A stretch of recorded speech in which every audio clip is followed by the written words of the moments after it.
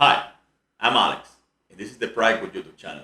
Today we are going to talk about WP REST API and how to create a custom road API on WordPress.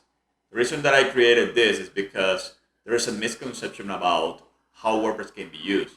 Many people think that it's just a blog creator or a website creator, but WordPress is way more than that. I have been using it like in a PHP framework for almost 10 years now. With this, you can create an API, a very robust API that you can use for your WordPress, a headless system, or for a totally mobile app in the backend. So the best way to understand this is going to the code. So let's go there now. The first thing that we need to understand is the basic of the WP REST API. It was created as a plugin first. The idea was to try to get a system that allows to the users and the developers just to get information about the WordPress site, just simply doing HTTP request and get a JSON uh, back of it. So around 5 years ago, it was integrated on the system, on the WordPress core, and allows to the users to make simple requests to get information. So let's see, for example, I have an example here on the system. It will be something like this. WP JSON WP v2 is the root, is the namespace of the system that it's handling all the endpoints that WordPress has. So if you do this in Postman or using Cure or whatever system that you wanted to do a request on GET, you're going to receive all the endpoints that the system is having.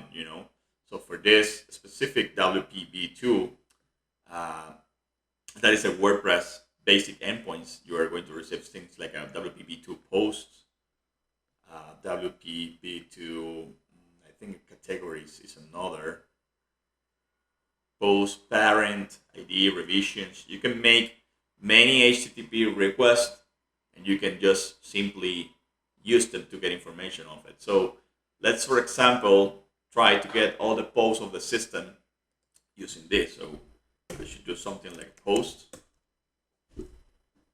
And I'm going to receive here an array of two values. One is let's see the post that we have on the system. I created this for the video, test post. So we have Hello World and test post YouTube. And we have the ID one, which is the Hello World one. And we also have the ID 36, which is the test post YouTube that I created.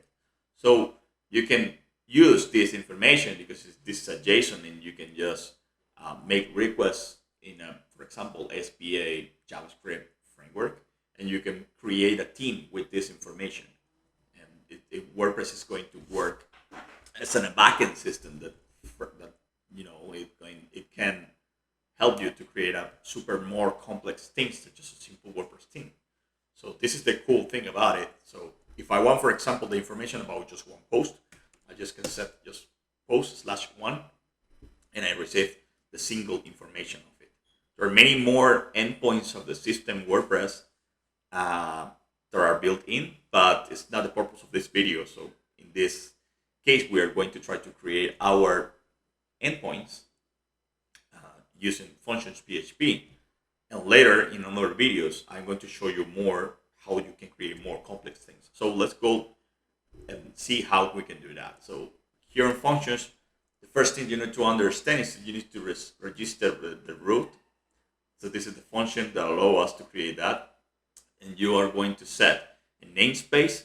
The namespace is, imagine that is the root, of the path that links that you are going to set. So in this case, the basic example is WP JSON. Whatever you put after this is your root, and then you can set the endpoints for it.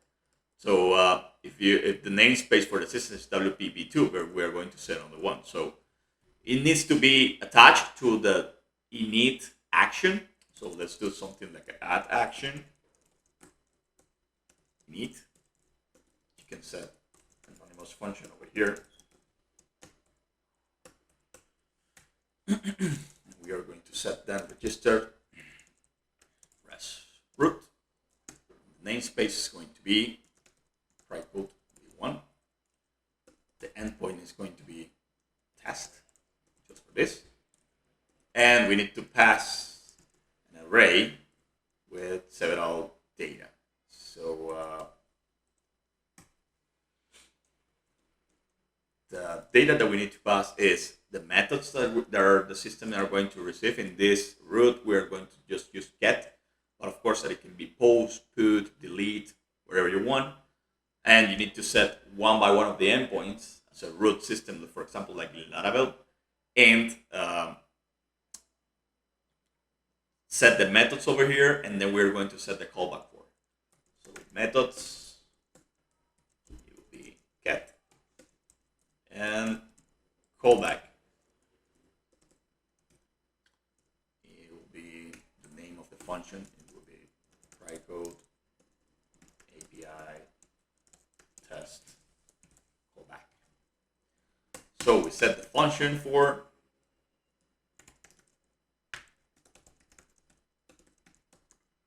API test callback, and we are going to return in a specific object that WordPress set for that is a REST response object. So we are going to set something like a new WP REST response, and we can set a simple array here. Data, just for the example, data, hello guys. Let's see what happened then. So in theory, what we need to do over here is just to make a request for code v1/test. And if I do that, I should receive this information. So let's go on Postman. You can do something like code v1 test. This also works on a simple browser. If I do this, I should look at this. So the same here. So the data is the hello guys that I put. I can also add params to the endpoint. So let's set one param. So the system is going to receive something like it's a kind of complex to set it. It's not so easy like in Laravel, but I mean you get used for. So it's a P, which is the param. You are going to set the name of the param, and the param is going to be code in this case, code param. And we are going to tell which type of data that we are going to send. In this case, we're going to set a numeric value, and let's see what we receive. For the code API test callback function, we are going to receive a request variable, which is also a WP request object. So let's see what happens if I do a just simple echo request get param, and it should be something like code param. Let's see what happens, and let's make an exit over here for. If I do this, then I should send a numeric value like 212,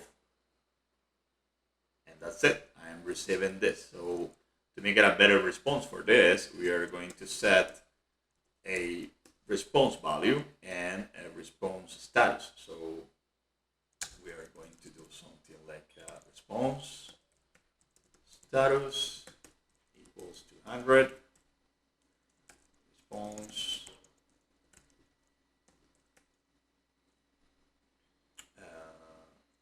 success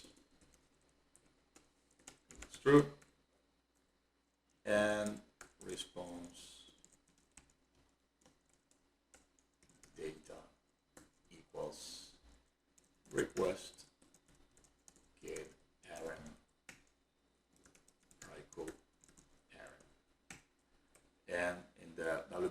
response, we are just going to send the response variable, and we should then receive all the information for it. Oh, I left the echo over here. It's not cool, but whatever. And we're going to set the status, get the success, and the data. Oh, but the data is not there. There.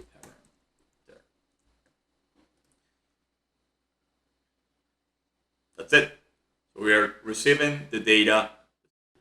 So in this video, we learned just an easy route on WordPress that you can create. It's a simple GET request, and we are just returning the data that we got from the request. But in the upcoming videos, I'm going to show you how to create more complex things, validate the params, because we don't want to receive any bad requests that maybe can get hacked for the API. And we can also create a more complex and bigger things just to, for example, insert a post on a custom post type using the data that we are receiving. If you like this video, give a thumbs up and subscribe. We really appreciate this, and I hope to see you in the next one.